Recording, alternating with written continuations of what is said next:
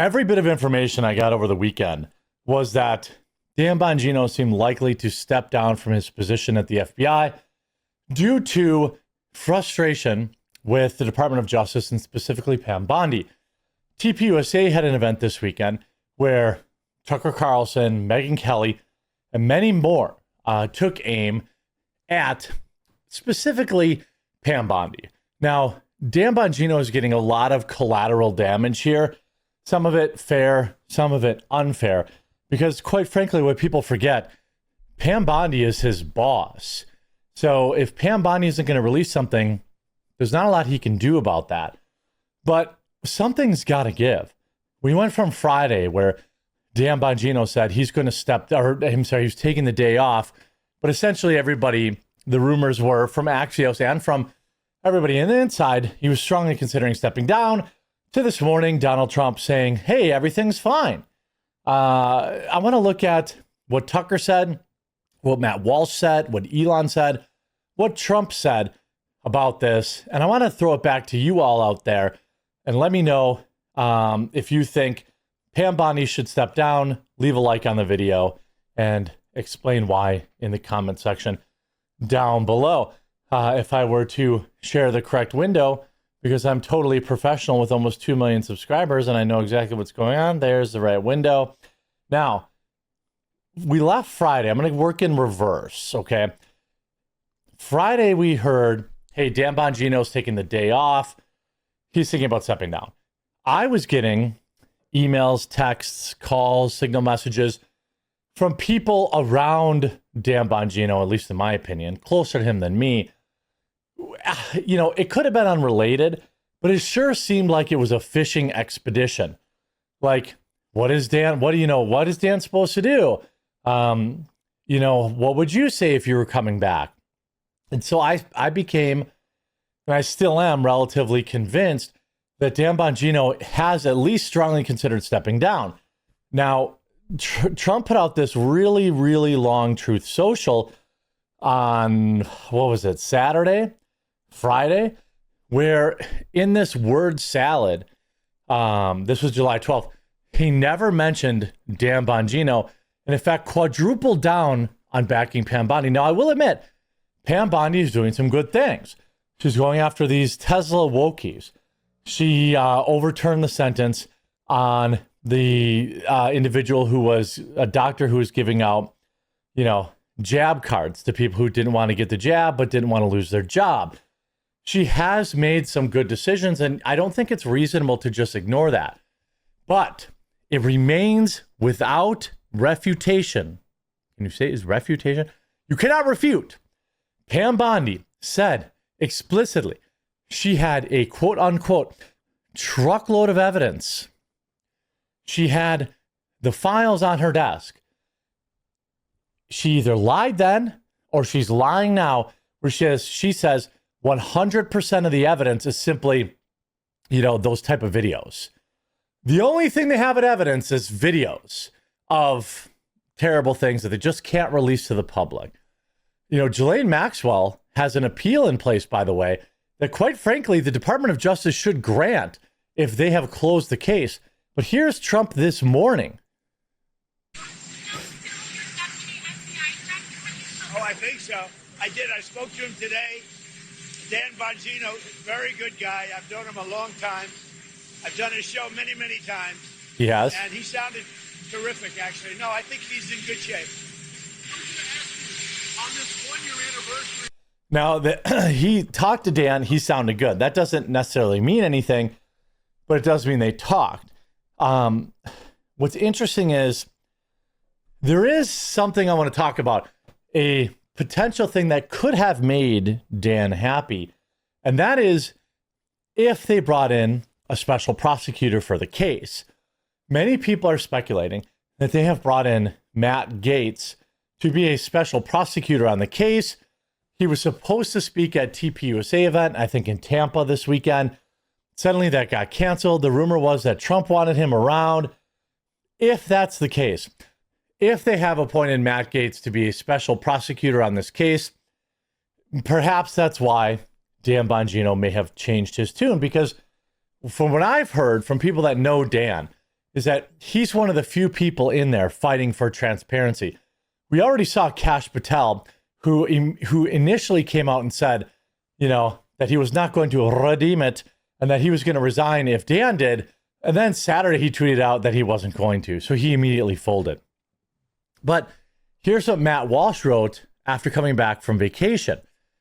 Up until 10 seconds ago, there was a unanimous agreement that Jeffrey was a creep and a trafficker with high-profile clientele who all must be exposed and brought to justice. Now, out of the blue, we're being told that none of this is true, and that anyone who believes this thing that kind of everyone believed is a whack job and a conspiracy theorist. This is the kind of shameless 180-degree unexplained pivot that leftists typically specialize in. Very weird to see it happening on the right. To which Elon Musk came in and said, easy to tell who's a paid influencer. I would say anybody who replies to Elon, who slobs on Elon's knob in desperate attempt to get retweets from him, because a retweet from him seems to be worth about $5,000. That's neither here nor there. Then we had, Tucker Carlson telling TPUSA influencer Alex Clark that the investigation is being shelved because Israel's being implicated. Now, if that's true, then that's been true since the beginning. Do you agree with Candace Owens that the reason we are not going to see the client list is because Israel is implicated? Israel is implicated. I don't know that there is a client list. Dan Bongino got shafted, completely shafted. I mean, did Dan Bongino get shafted? Yeah, I think so. I think there was nothing he could do. The fact is, she got on television on Fox Right. News and started saying stuff like, I've got the client list on my desk. And actually, no, you don't. When you told your wife, my career is changing after 14 years, did her reaction surprise you? She thought they were really anti. So, again, I think that he did get the shaft. But I do think that he is probably the only one. His only move is probably to quit. Well, as we're recording this, I found it without music. as we're recording this, Dan Bongino is threatening to resign if Pam Bondi does not Now, he has not explicitly said that. That is what Axios reported, and Axios is about 30-70 in terms of being correct. resign as AG. What does that tell us, in your opinion?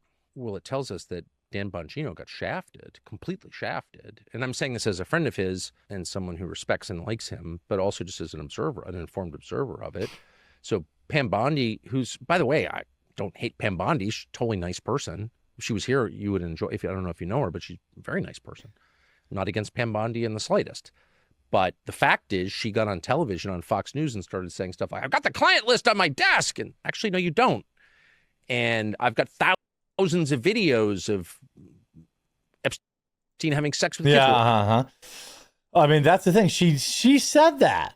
So either she lied then or she's lying now. Why did she say that? Probably because she's insecure and she's trying to please the audience, I would expect. Do you think Dan is upset because his integrity is being questioned now over her Of mistakes? course. Oh my Yeah. gosh.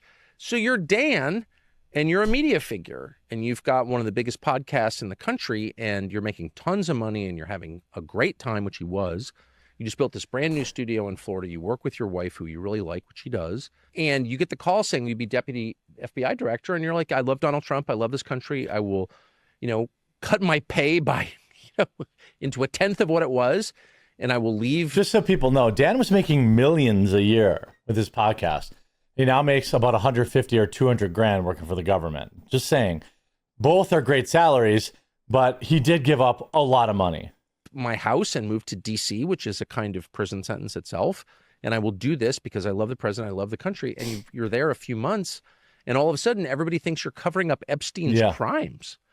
And it kind of wrecks Dan's career. Like he can't go back. It's going to be very hard at this point. I mean, things may change, but as of today, pretty hard for Dan to go back to his podcast audience and be like, I'm telling you the truth when they all think that he's covering up for Epstein. Well, no, I disagree with that. I think he will lose some people. But I think if he quit today and said, hey, I had questions that the government refused to answer, and that's why I quit. I can't talk about it because I'm NDA'd out of my mind. they'll sue me into oblivion. But I had questions that people refuse to answer. Everyone will know what that means.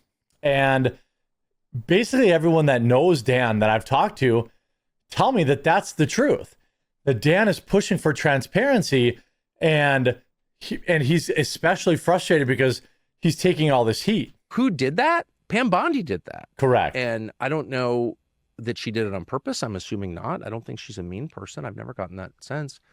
But for whatever reason, she went out there and said things that were not true, that she could not back up. And then they issued this memo thinking that it would clear everything up. That was embarrassing. And I guess they're just so dumb, they didn't realize that if you tell everybody you have the tapes of these crimes and then you issue a memo saying you're not going to prosecute anybody for the crimes, what are you saying? I'm covering up for the perpetrators of these crimes. Duh. They have no one with an IQ over 80 over there to read the memos? Are you kidding? I'm not exactly sure how that happened, but I do know that it leaves a guy like Dan in a horrible position. Right. I really like Dan.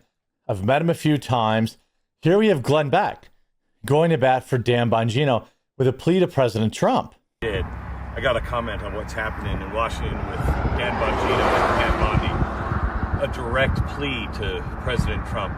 Please, President Trump. I know you're not involved at this level. I know that you are busy working on huge, huge projects. But America can't lose Dan Bongino. He has so much credibility. Everybody knows him. Well, that video is useless. Why wouldn't you film that in your car? He has also issued a Freedom of Information Act request for all of the text messages, that he sent in regards to, I believe I had it bookmarked. Glenn Beck has issued a Freedom of Information Act request here. My team has filed a Freedom of Information Act for all of Dan Bongino's texts and emails regarding Jeffrey and Pam Bondi. My guess is those exchanges will tell us everything we need to know. People are trying to keep Dan in the position where he is, and I 100% understand that. I still think Dan's a patriot, and I still think Dan could turn this around. And if I were Dan and I felt like I can't get past these gatekeepers, then I would resign. Some people might call that quitting, but what is he supposed to do?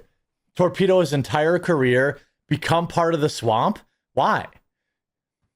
I would get right back to exposing it. I wish him the best. I hope that maybe they can get this special prosecutor. There's still some hope there. Make sure you keep it locked here. Like and subscribe to this channel or follow wherever you're watching. We'll talk to you again real soon.